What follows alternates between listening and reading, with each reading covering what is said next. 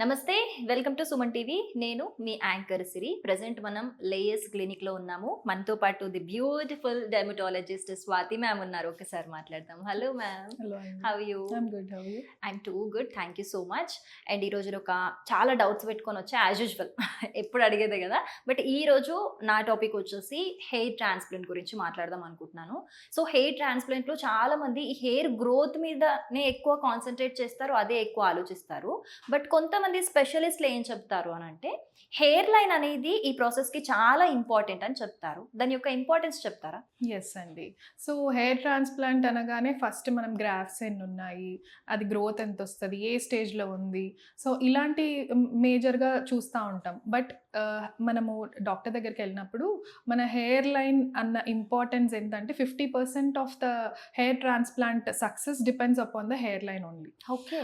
So మనం hair line ఎంత బాగా వస్తే అంత న్యాచురల్ రిజల్ట్స్ వస్తాయి. కాబట్టి మన హెయిర్ లైన్ అనేది చాలా important when we're doing the hair transplant అనమాట. సో అది ఎలా మెజర్ చేస్తున్నారు, వాళ్ళ ఫేస్ బట్టి వాళ్ళకి కరెక్ట్ హెయిర్ లైన్ వస్తుందా లేదా, అవన్నీ మనం చూసుకోవాలి. కాబట్టి మనం హెయిర్ లైన్ ఎలా వస్తుంది అన్నది మనము ఏజ్ ప్రకారంగా కూడా చూస్తాం అనమాట. సో హెయిర్ లైన్ అనేది మనం ఏజ్ బట్టి and depends upon the face shape and ఎంత ఫోర్ హెడ్. మనము యూజువలీ ఎలా చూస్తామంటే, ఇప్పుడు మనకి ఇలా ఒక పేషెంట్ ఉన్నారనుకోండి, మనం గ్లాబెల్లా, దీన్ని గ్లాబెల్లా అంటామండి. ఈ గ్లాబెల్లా నుంచి మనకు అప్రాక్సిమేట్గా 7.5 to 8.5 is the normal hair line అనమాట. సో ఇక్కడ వరకు మనకి ఇప్పుడు ఫ్రాంటాలిస్ మజిల్ ఉంటుంది, ఇలా పైకనండి మనకు ఐబ్రోస్ పైకనండి. యా, సో ఇక్కడ మూమెంట్ చూస్తున్నారు కదా. సో ఈ మూమెంట్ ఆగిపోయిన తర్వాత నుంచి మనం హెయిర్ లైన్ తీసుకుంటాం అనమాట. సో ఎప్పుడైతే మనము ఇక్కడ నుంచి మనం మెజర్ చేసినప్పుడు 7.5 to 11 ఈజ్ ద మ్యాక్సిమం అనమాట. Over a period of time age పెరిగే కొద్దీ ఏమవుతుందంటే మన హెయిర్ లైన్ రిసీడ్ అవుతుంది న్యాచురల్గానే.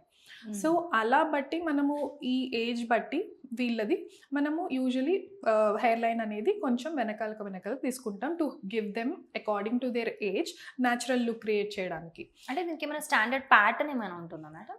ఎస్ అండి, ఎస్. ఈ మిడ్ ఫ్రంటల్ పాయింట్ అనేది మనము ఇది మెజర్ చేస్తున్నాం కదా, ఈ mid frontal point and frontal triangles ఉంటాయి ఇక్కడ. సో అవి మనము అకార్డింగ్ టు ద ఇప్పుడు 8 to 11 ఈజ్ ద యావరేజ్ మన మేల్ ఉండేది. అండ్ ఆల్సో ఏషియన్స్కి లైక్ మేల్స్కి మనకి యూజువలీ ఏంటంటే ఇలా కర్వ్ లాగా వస్తుంది కదా మన హెయిర్ ప్యాటర్న్, అండ్ ఫీమేల్స్కి యూజువలీ కొంచెం స్ట్రైట్ ఉంటుంది. అలాగే negroes like depends upon the race as well. So స్ట్రైట్గా వస్తుంది వాళ్ళకి. So depends upon the race, age and their face shape, everything we have to take it into consideration, then only we can give them a better hairline అన్నమాట. Okay, అంటే వాళ్ళ face బట్టి అన్ని calculate చేసినాక మీరు హెయిర్ లైన్ అనేది decide చేస్తారు. Yes. Okay. And కొంతమంది అడుగుతూ ఉంటారు, డాక్టర్ నాకు ఇక్కడ ఎక్కువ కావాలి, కొంచెం ఇక్కడ ఫుల్ఫిల్ చేయరా నాకు అని. But it will look unnatural అనమాట. సో అవన్నీ కూడా మనం కన్సిడర్ చేసుకోవాల్సి వస్తుంది. మనం ఏజ్ అయ్యే కొద్దీ యూజువలీ మేల్ ప్యాటర్న్ కొంచెం మనకి ఇక్కడ రిసీడింగ్ ఉంటుంది. సో అలాగా మనము అక్కడ బ్యాలెన్స్ చేయడానికి మనం according to the face and age will decide the pattern. Natural look ఎలా వస్తుందో అలా మీరు డిసైడ్ చేస్తారు. అండ్ కొంచెం మనం ఏంటంటే ఇలా స్ట్రెయిట్ లైన్ కాకుండా కొంచెం అనీవెన్ గా ఇస్తాం అనమాట, because to have that like natural look. So ఆ న్యాచురల్ లుక్ రావడానికి హెయిర్ లైన్ అనేది చాలా ఇంపార్టెంట్ అనమాట. సో అందుకని మనం డ్రా చేసేటప్పుడు కూడా we have to see we're giving a perfect hair line for the patient. Okay. So ఈ హెయిర్ లైన్ తీసేసుకున్న తర్వాత మెజర్మెంట్స్ అన్నీ అయిపోయిన తర్వాత ఇంప్లాంటేషన్ ఎలా ఉంటుంది మేడం? సో ఇంప్లాంటేషన్ కూడా మనకి ఏంటంటే depends upon the graft area ఎంత ఉంది, మనం ఎన్ని గ్రాఫ్ట్స్ చేస్తున్నాం అండ్ వాళ్ళ గ్రేడ్ ఎంత ఉంది, దాన్ని బట్టి మనం ఇంప్లాంటేషన్ కూడా 1, 2, 3 జోన్స్ లాగా మనం క్రియేట్ చేస్తాం అనమాట. సో ఎక్కడైతే ఎక్కువ మనం టఫ్ట్ ఇవ్వాలనుకుంటున్నామో ఆ జోన్లో మనము లైక్ ఎక్కువ ఫిల్ చేయడము, లైక్ వెనకాల జోన్ సెకండ్, థర్డ్ అలా మనం జోన్స్ ఇచ్చుకొని depending upon where we're want to fill also we will choose initially only in the pattern అనమాట. సో అలాగే మనము ప్యాటర్న్లో వేసుకున్న తర్వాతనే we'll start with the shaving also అనమాట. సో షేవింగ్ చేసిన అప్పుడు తర్వాత మనము according to the number zones we will fill the areas. Okay, అంటే డెన్సిటీ ఎలా డిసైడ్ చేస్తారు మేడం? సో డెన్సిటీ ఆల్సో మన గ్రాఫ్ట్ బట్టే ఉంటుందండి. అండ్ మనకు ఓవరాల్గా ఎక్కువ గ్రేడెడ్ హెయిర్ లాస్ ఉంది అని అనుకుంటే, సో మనము యూజువలీ తక్కువ గ్రాఫ్ట్స్ ఉన్నాయి. So depending upon the graft number will also ask the patient to decide. మనకు ఫ్రంట్ లైన్ ఎక్కువ కావాలనుకున్నప్పుడు ఫ్రంట్ లైన్లో ఎక్కువ ఇచ్చి మధ్యలో కొంచెం డెన్సిటీ తక్కువనే ఇస్తామన్నమాట.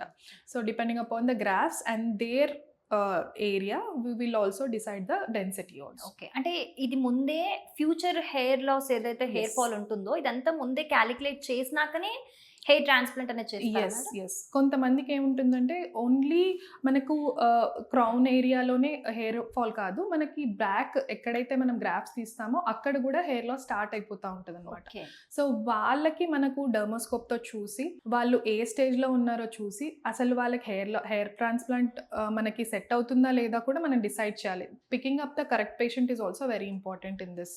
సో డూపా అని ఒకటి ఉంటుందన్నమాట. మనం అక్కడ ఏం చేస్తామంటే డిఫ్యూజ్గా హెయిర్ లాస్ అయిపోతూ ఉంటుంది అనమాట. సో ఆ ప్లేసెస్లో ఏంటంటే మనము హెయిర్ ట్రాన్స్ప్లాంట్ చేసినా వాళ్ళకి డెన్సిటీ తర్వాత కూడా మనం ఎక్కువ ఇవ్వలేము. So deciding a patient, picking up the right patient is also very important. Okay. కొంతమంది యంగ్ ఏజ్లో వచ్చే పేషెంట్స్ ఉంటారు కదా, వాళ్ళు ఈ లో హెయిర్ లైన్ కావాలని కోరుకుంటూ ఉంటారు. అది ఎంతవరకు సేఫ్ అంటారు? That's what. ఇప్పుడు మనం మూమెంట్ చేస్తున్నప్పుడు అనుకోండి, కొంతమంది నాకు ఇక్కడ నుంచి కావాలి అని అడుగుతారు. బట్ మనము ఈ ఫ్రాంటాలిస్ ఇప్పుడు మనం ఈ మజిల్ మూమెంట్ తో పాటు మన హెయిర్ లైన్ కూడా మూవ్ అవుతుంది అనుకోండి, it will look Awkward. Very awkward.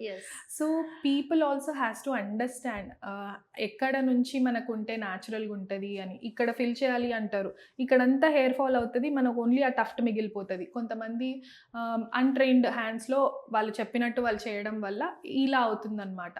So అలాంటివన్నీ చేయకుండా పేషెంట్కి మనం ఎక్స్ప్లెయిన్ చేయగలగాలి, దిస్ విల్ లుక్ న్యాచురల్ అని చెప్పగలగాలి. దాని తర్వాత మనము ప్రొసీడ్ అవ్వాలి. ఓకే, సో కంప్లీట్ ఈ హెయిర్ లైన్ తీసుకొని తర్వాత హెయిర్ ప్లాంటేషన్ అయిపోయిన తర్వాత కంప్లీట్గా ఈ గ్రోత్ ఎలా ఉంటుంది మేడం? న్యాచురల్గానే ఉంటుందా హెయిర్ గ్రోత్ కూడా? ఎస్ అండి. సో ఫస్ట్ 2 to 3 months మనము హెయిర్ షెడింగ్ ఉంటుంది.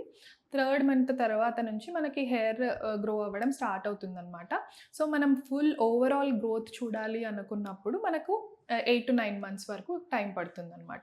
So that's when you see the maximum result. Okay, తర్వాత ఏమైనా రిస్ట్రిక్షన్స్ ఏమైనా ఉంటాయి అంటారా?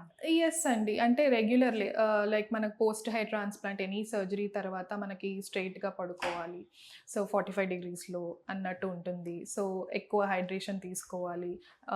24 to 48 hours వరకు మనం అది హెయిర్ టచ్ చేయకుండా we have to maintain aseptic conditions ఉండాలి. సో అలా రెగ్యులర్గా మనం ఫాలో అవుతూ 5th, 6th డేకి they can do the regular things like నార్మల్గా వాళ్ళ వర్క్ వెళ్ళిపోవచ్చండి. ఓకే, సో నాకు ఈ హెయిర్ లైన్ చూసిన అంటే మీరు ఇంత డీటెయిల్గా చెప్పిన తర్వాత ఇది ఓన్లీ గ్రాఫ్స్ మాత్రమే కాదు, ఒక మంచి ఆర్ట్ ప్లస్ సైన్స్ అని Yes. కాంబినేషన్ అని అర్థమైంది నాకు. Yes. సో ఇది major role. Doctor has to be a good artist also. Of course, doctors అందరూ మంచి ఆర్టిస్టులు అయితే. ఓకే, సో అంటే హెయిర్ లైన్ అనేది హెయిర్ ట్రాన్స్ప్లాంట్లో ఒక క్రూషియల్ రోల్ పోషిస్తుంది అనేది అయితే నాకు అర్థమైంది. Thank you so much madam, ఇంత మంచిగా డీటెయిల్గా ఎక్స్ప్లెయిన్ చేసినందుకు. Yeah, thank you for all the details. Yeah, thanks అండి.